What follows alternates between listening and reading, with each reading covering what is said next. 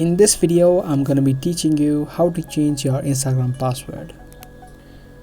If you also want to change your own, then make sure you keep watching this video until the end, and let's get straight into the video.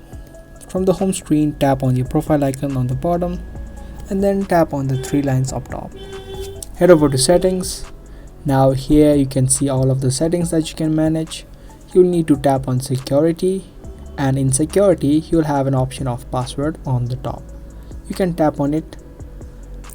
Now before you change your password, you need to enter in your current password, and then only you'll be able to change and create a new password.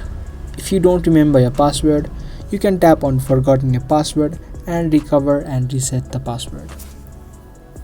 After you type in your current password, now you need to create a new password. Type in the new password and then re-enter it to reconfirm it.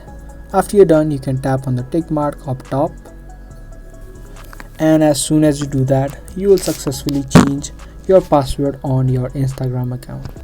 So if you guys liked and found this video helpful, then make sure to share, subscribe, and don't forget to give this video a thumbs up. That's pretty much it for today, and I'll be back with more. Thanks for watching.